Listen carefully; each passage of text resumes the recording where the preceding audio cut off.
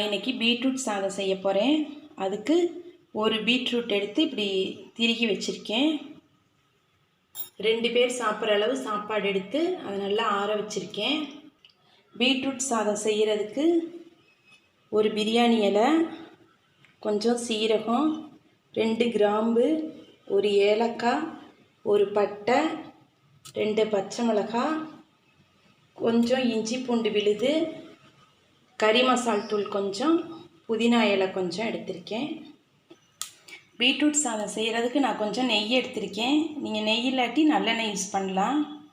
இதில் அந்த நெய் காஞ்சதும் இந்த பிரியாணி இலை, 2 கிராம்பு,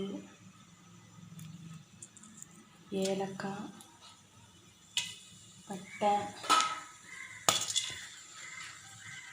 சீரகம், பச்சை மிளகாய், புதினா இலை,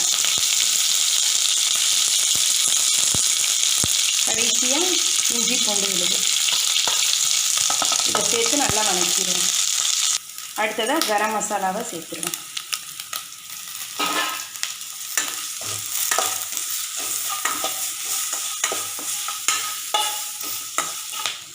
இஞ்சி பூண்டு பச்சை வாசனை போனதும் பீட்ரூட் இதோட சேர்த்துருவோம்.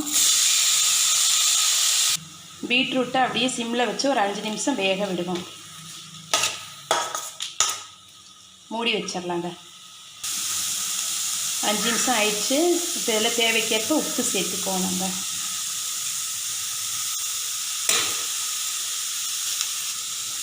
பீட்ரூட் நல்லா வெந்துருச்சு. நம்ம இப்போ அடுப்பை ஆஃப் பண்ணிவிட்டு இதில் நம்ம ஆற வச்சுருக்க சாதத்தை எடுத்து கிளறிடுவோம். அவ்வளோதான், ஹெல்தியான பீட்ரூட் சாதம் ரெடி.